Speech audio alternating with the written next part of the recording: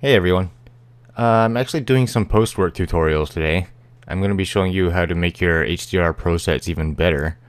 And this particular scene we can see we have a grassy scene, and the stuff placed in there doesn't exactly displace the grass like it should.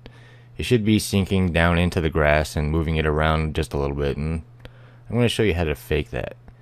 So we zoom in here and you can tell that there should be some grass blades in front of his toes and moving these shadows around a little bit.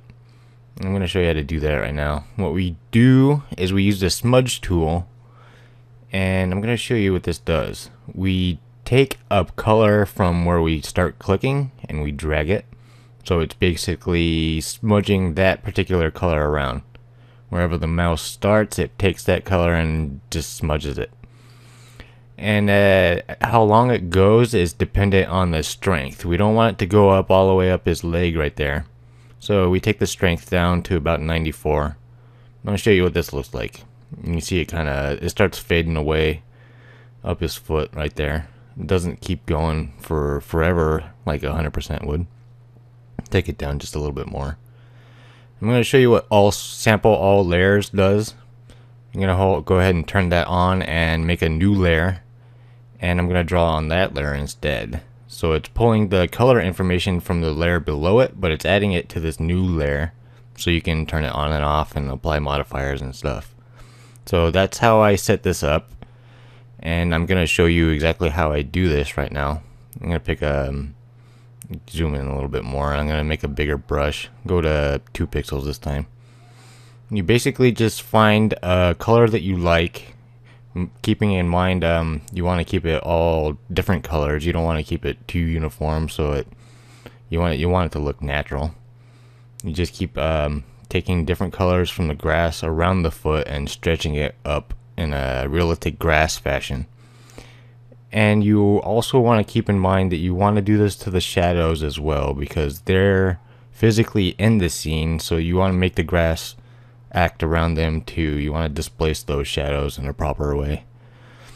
And once you go over this with a bigger brush, you can start going down with the finer scale brushes that add more detail. See, I went to a 3 pixels. Now I'm going down to a 1, and we can add those finer blades to give it that crisper look. You want to keep in mind the size of the grass blades where you're at in your scene, because the objects further away, the grass blades will actually look a little bit smaller. So far away objects, you'll probably use a smaller brush to fix this up. Since he's a little bit closer, I was using a 2 pixel and up to a 3 pixel on some of those parts. Get those big grass blades in there. You see what I did to the shadows, and bringing those dark bits on the top up and bring those bright bits on the bottom up, so you see it's in between those grass blades. And I'm basically just doing the same thing on this foot, curving it around his toe a little bit just to make sure it looks a little bit more three-dimensional, not so fake and flat like that. And do a little bit on the shadow too. You want to make sure that you're not taking color from the boots and other objects in your scene. You want to make sure you're just getting the grass and you're not pushing too much of your character around there. I got a little bit of the boot and it made it smudgy, but I'm just doing this pretty quick to show you what how I do this personally. I get this part looking pretty good, and we'll go up to the top and add some grass up there. I'm using a 2 pixel still because it's a little bit thick up here. Just do some random directions. You don't always want them going the same direction. You got to keep in mind of the direction your grass and the scene is actually going to. Sometimes it's short grass, like it's just been mowed. You want to keep it straight. If it's crazy grass, you want to go in all sorts of crazy directions. It's really kind of fun to do. I enjoy doing this. I'm actually using my tablet. It's a little bit harder to do with the mouse. I've done it quite a lot. It's actually not bad to do that way, but I think it's a lot easier with a tablet, which is what I'm doing now. I'm just adding these really fine details in there. And go ahead and zoom out so you can see what this looks like. And since we have it on that layer, I can disable it, enable it, and show you what it looks like with and without. You zoom into actual pixels here. There you go. And since it's on a different layer, we can apply some effects to it. Since it looks a little bit blurry, you can go by with the sharpen tool and sharpen it up. Or we can just go up to the filters and apply a sharpening filter. I usually do that when I'm completely done with everything else, and it just brings it all together a lot better. But I went ahead and did the rest of this scene for you, and I sped it up with time lapse, so you didn't have to watch me do it. I'm just going through this really fast, applying the same techniques that I used on his feet, but on everything else in the scene. You see I'm doing as random as I can there. You see everything is done now. Go ahead and zoom out here. Now I'll show you what I do with this layer. Since we're pulling from the same colors quite a bit, you might want to like randomize the colors in that layer. It's not too hard to do. I like to mess with the contrast a bit just to make it appear a little bit more featureful, I guess you would say. You can bring the contrast in like that, and you see it matches a little bit better. Gets the darkness and the shadows a little bit better when you do it like that, instead of being a little blurred together, I guess you would say. So you can either mess with the levels like this. I usually just like applying an Unsharp Mask, because that kind of does the same thing while sharpening it at the same time. That is what I do here. Sorry, the Unsharp Mask dialog is actually on my other screen. I think I did a value of 0.5 on the diameter with 200% on the strength. And you can see what that does there. It brings out those grass blades and makes them look quite a bit more sharp.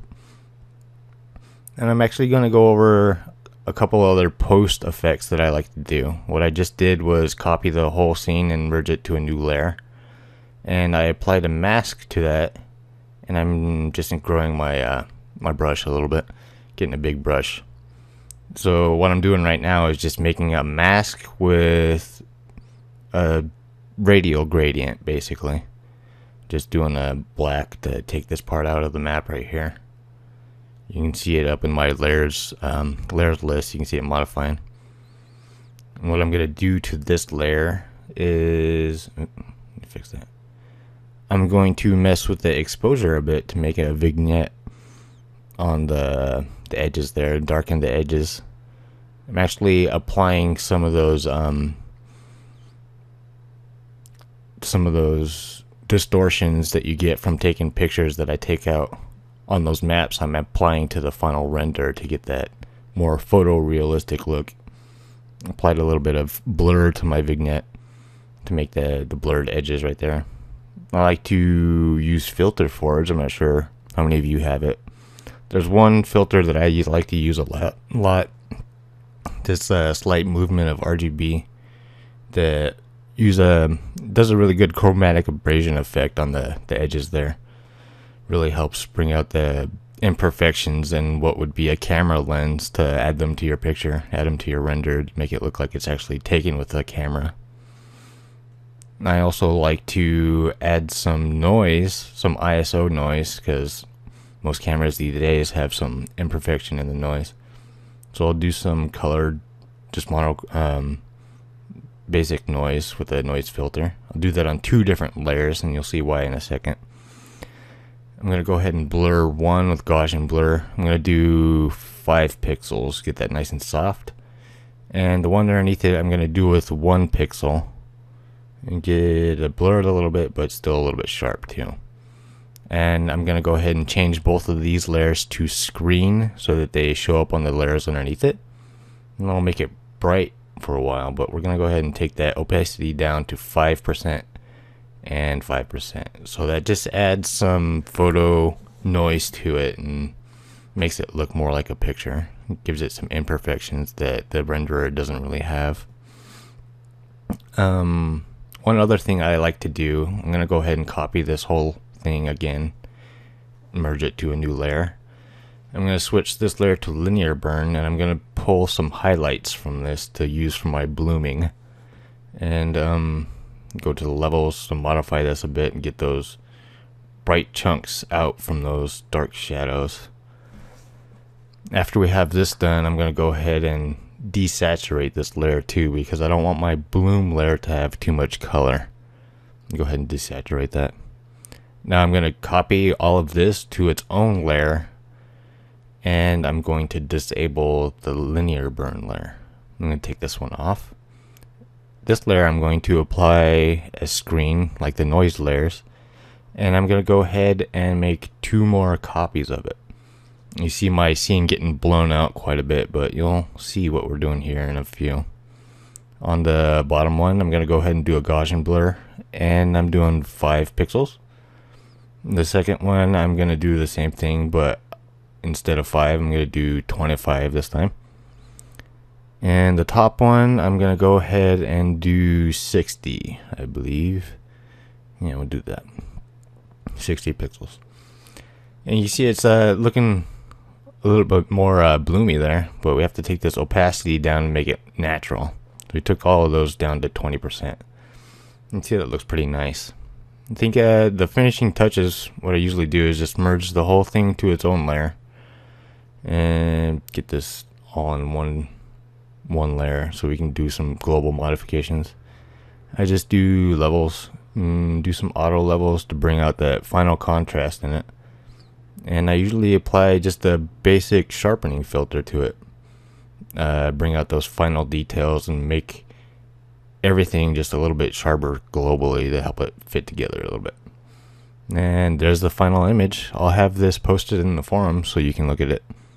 Thanks for watching, and I hope you enjoy the product.